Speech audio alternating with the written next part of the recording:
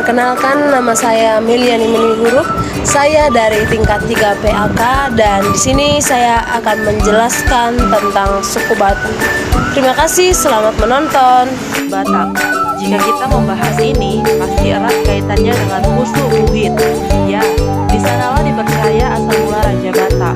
Pusu Buhit adalah gunung yang awalnya bernama Gunung Toba, memiliki ketinggian 1.500 meter lebih dari permukaan laut dan 1.077 meter dari permukaan Danau Toba. Ada 3 kecamatan yang berada langsung di bawah gunung ini, yakni Kecamatan Cianjur Mula-Mula, Kecamatan Panguluran, dan Kecamatan Harian Boho. Dan kalau menurut versi ahli sejarah Batak mengatakan, Raja Batak dan rombongannya berasal dari Thailand yang menyeberang ke Sumatera melalui Semenanjung Malaysia dan akhirnya sampai ke Cianjur Mula-Mula dan menetap di sana. Raja Batak diperkirakan hidup pada tahun 1200. Raja Sisingamangaraja ke-12 diperkirakan keturunan Raja Batak generasi ke-19 yang wafat pada tahun 1907 dan anaknya si Raja Buntal adalah generasi ke-20. Dari prasasti yang ditemukan di Portibi pada tahun 1208 dapat diambil kesimpulan bahwa kemungkinan besar leluhur Raja Batak adalah seorang pejabat atau pejuang kerajaan Sriwijaya yang berkedudukan di Barus, karena pada abad ke-12 yang menguasai seluruh Nusantara adalah kerajaan Sriwijaya di Palembang. Akibat dari penyerangan kerajaan Chola India di Sriwijaya, diperkirakan leluhur Raja Batak dan rombongannya terdesak hingga ke daerah Portibi di sebelah selatan Danau Toba. Dan sejak itulah Raja Batak mulai memegang tampuk pemimpin perang, atau boleh jadi Raja Batak memperluas daerah kekuasaan perangnya sampai mencakup daerah sekitar Danau Toba, Simalungun, Tanah Karo, Dairi, sampai sebagian daerah Aceh dan memindahkan pusat kekuasaannya di daerah Portibi di sebelah selatan Danau Toba.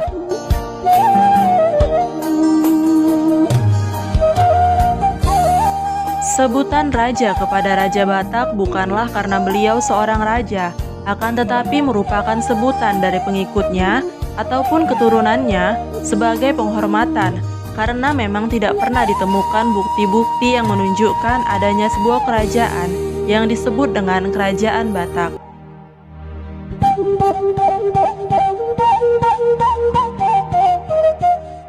Suku Batak sangat menghormati leluhurnya, sehingga hampir semua leluhur marga-marga Batak diberi gelar raja sebagai gelar penghormatan.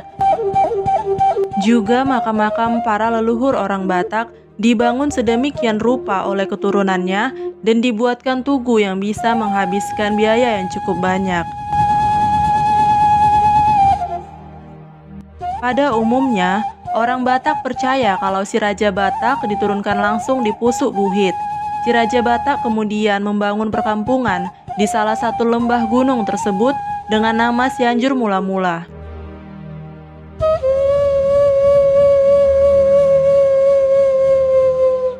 Letak perkampungan itu berada di garis lingkar Pusu Buhit, di Lembah Sagala dan Limbong. Ada 2 arah jalan daratan menuju Pusu Buhit, satu dari arah Tomok atau bagian timur, dan satu lagi dari dataran tinggi Tele. Dan ada pula cerita rakyat yang menyebutkan bahwa orang Batak berasal dari 2 orang manusia ciptaan mula jadi Nabolon yang dinamakan si Raja Ihat Manisia atau laki-laki dan si Boru Ihat Manisia atau wanita. Si Raja Ihat Manisia mempunyai 3 orang anak, salah seorang diantaranya bernama Raja Miok-Miok, kemudian anak Raja Miok-Miok bernama Eng Banua, dan Eng Banua memiliki seorang anak bernama Raja Bonang-Bonang. Raja Bonang-Bonang ini mempunyai 3 orang anak bernama Guru Tantan Debata, si Asi, dan si Jau. Guru Tantan Debata memiliki seorang anak bernama si Raja Batak, dan si Raja Batak sendiri memiliki 2 orang anak bernama Guru Tateya Bulan dan Raja Isombaon.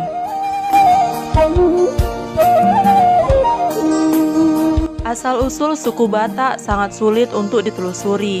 dikarenakan minimnya situs peninggalan sejarah yang menceritakan tentang suku Batak. Jadi, aku di sini juga mau belajar dan sekalian berbagi buat teman-teman semuanya supaya kita bisa sama-sama belajar.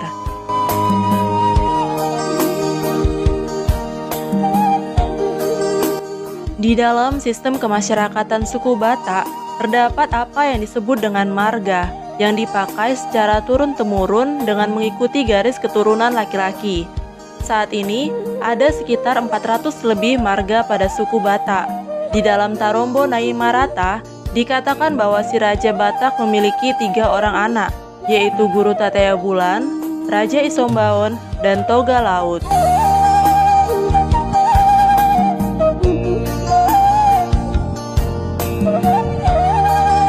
Ketiga anak si Raja Batak inilah yang diyakini meneruskan tampuk pimpinan si Raja Batak dan asal mula terbentuknya marga-marga pada suku Batak. Suku Batak merupakan salah satu suku bangsa terbesar di Indonesia. Nama ini merupakan sebuah tema kolektif untuk mengidentifikasikan beberapa suku bangsa yang bermukim dan berasal dari pantai barat dan pantai timur di Provinsi Sumatera Utara. Suku bangsa yang dikategorikan sebagai Batak adalah Angkola, Karo, Mandailing, Pakpak atau Dairi, Simalungun, dan Toba. Batak adalah rumpun suku-suku yang mendiami sebagian besar wilayah Sumatera Utara. Namun, seringkali orang menganggap penyebutan Batak hanya pada suku Toba, padahal Batak tidak hanya suku Toba.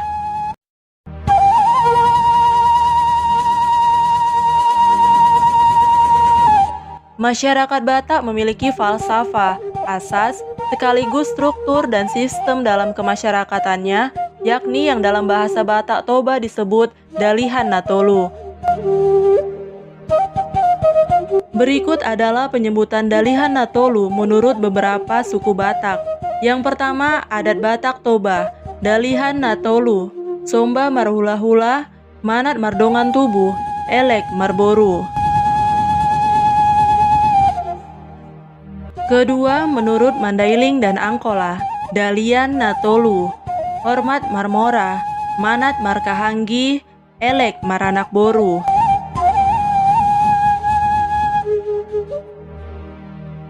Ketiga, Simalungun, Tolu Sahundulan, Martondong Ningon Hormat, Somba, Marsanina Ningon Pakei, Manat, Marboru Ningon Elek, Pakei.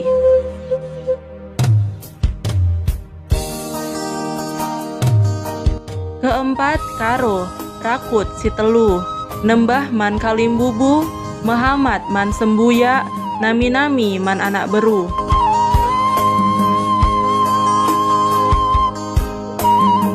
Kelima, Pak-pak, Daliken Sitelu, Tembah Merkula-kula, Manat Mardenggan Tubuh, Elek Marberu. Hula-hula adalah pihak keluarga dari istri. Hula-hula ini menempati posisi yang paling dihormati dalam adat istiadat Batak, sehingga kepada semua orang Batak dipesankan harus hormat kepada hula-hula atau Somba Marhula-hula.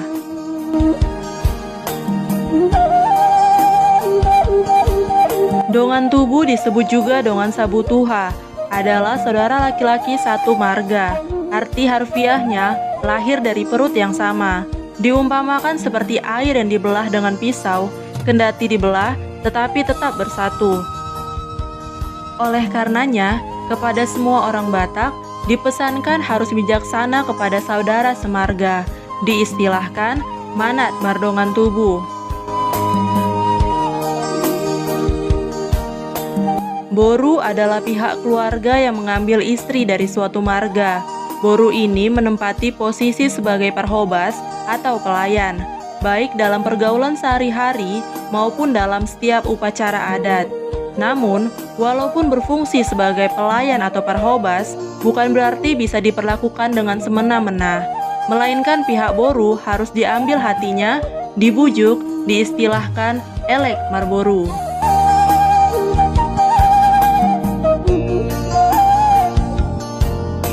Dan sebagai penutup, aku mau sebutkan salam khas dari beberapa suku Batak ya teman-teman. Yang pertama dari Pakpak. juah-juah mau bantah Karina. Yang kedua dari Karo, menjuah-juah kita Kerina. Ketiga dari Toba, horas jalagabe ma dihita saluhutna. Keempat Simalungun, horas bantah haganupan, salam habonaran dobona. Kelima Mandailing dan Angkola, horas tondi madingin pirma tondi matogu, sayur matua bulung.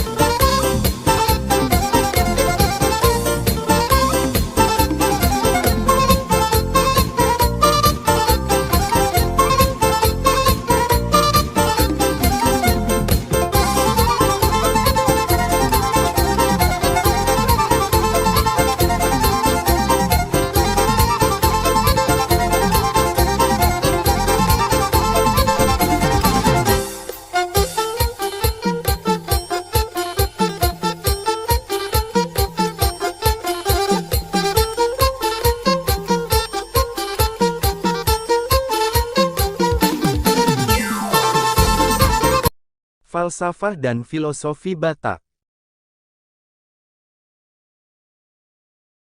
Falsafah Batak. Ada 7 falsafah Batak, yaitu 1. Mardebata 2. Marpinompar 3. Martutur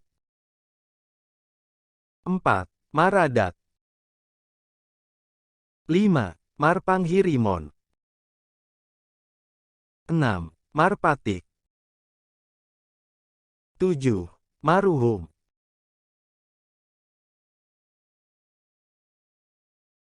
Filosofi Batak. Filosofi Batak adalah dalihan Natolu, yaitu 1. Manat Mardongan Tubu 2. Elek Marboru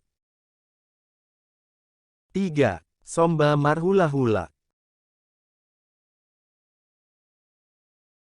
Itulah falsafah dan filosofi Batak. Terima kasih.